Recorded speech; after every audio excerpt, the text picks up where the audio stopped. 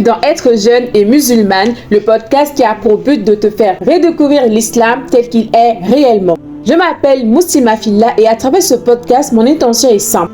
Casser les coutumes, déconstruire l'islam hérité et partir ensemble à la découverte d'un islam compris, conscient et vivant. Ici, on ne pratique pas par automatisme, on cherche à comprendre, on questionne, on explore. Parce que l'islam n'est pas censé être une habitude vide de sens, mais un chemin qui éclaire, qui structure et qui te rapproche sincèrement d'Allah. À travers chaque épisode, je t'invite à redécouvrir ta religion, à sortir du suivisme et à reconnecter ton cœur à l'essentiel. Prends ce temps pour toi et belle écoute. Assalamu alaikum wa rahmatullah. Je suis très contente de vous retrouver aujourd'hui pour un nouvel épisode de mon podcast.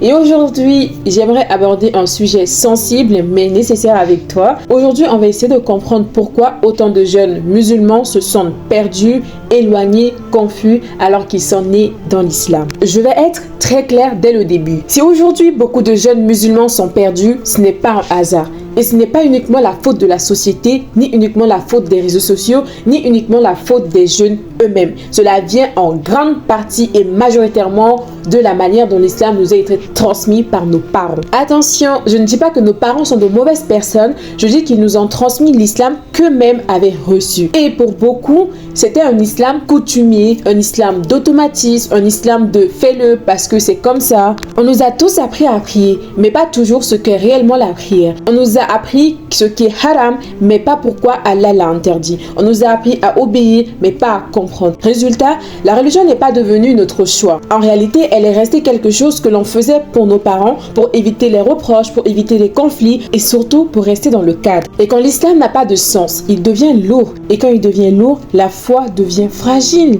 Et je vous assure qu'on le voit très clairement quand vous regardez des jeunes qui ont grandi dans des familles où l'islam était expliqué, incarné, aimé, la différence elle est flagrante. Leur foi est plus stable, leur pratique est plus consciente, leur lien avec Allah est plus naturel.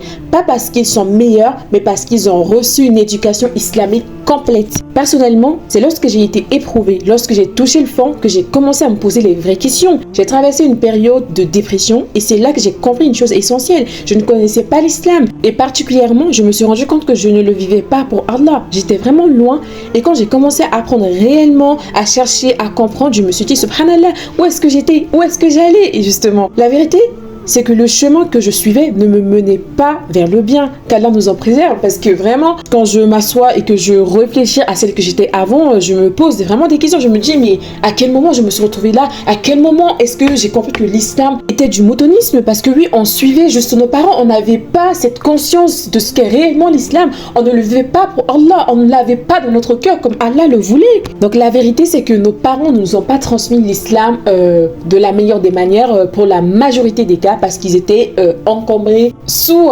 coutume. On va dire qu'ils étaient sous coutume, sur domination coutumière. Ils n'avaient pas les idées claires.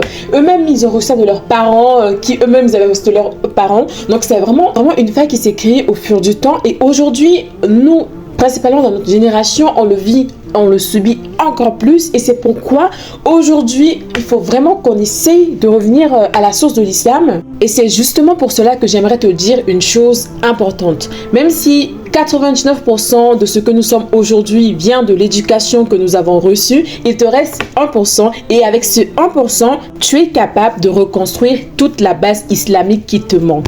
Avec ce 1%, tu peux apprendre. Avec ce 1%, tu peux comprendre. Avec ce 1%, tu peux apprendre à aimer l'islam pour ce qu'il est vraiment. Et parfois, tu peux même devenir celle ou celui qui influencera ta famille positivement et au minimum, celui qui va se différencier par sa conscience des choses. Je suis là pour te dire que tu es capable de recommencer à zéro, de prendre un nouveau départ. Ce sont nos parents qui nous ont éduqués, mais on ne va pas non plus leur jeter la pierre parce qu'en réalité, ils nous ont transmis que ce qu'ils ont reçu eux-mêmes. Donc c'est à toi de prendre ta responsabilité vis-à-vis de ta religion parce que maintenant que tu sais au fond de toi que oui, tu n'as pas la bonne version de l'islam, oui, tu n'as pas la bonne pratique de l'islam, il est temps de réformer tout cela. Et je sais que le changement ne se fait pas en un jour, mais il commence par une prise de conscience, celle de se dire la vérité, celle d'admettre que oui, je ne suis pas parfaite, celle de chercher le véritable sens de l'islam et surtout celle de se dire que je dois me rapprocher de mon Seigneur de la meilleure de manière, pas par automatisme, mais par amour et compréhension de ma religion qu'est l'islam. Parce que oui, je vous assure qu'il y a énormément de manques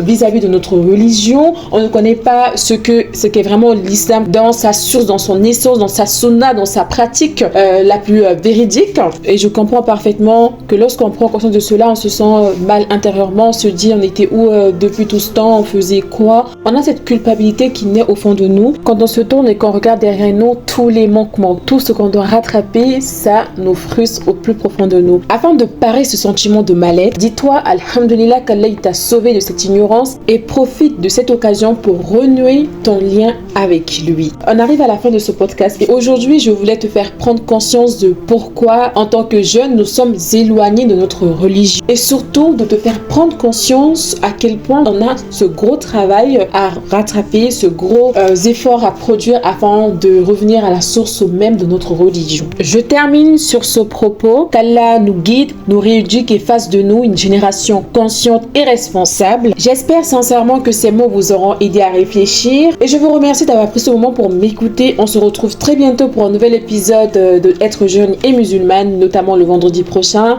D'ici là, prenez soin de vous. Assalamu alaikum. كل نفس ذائقة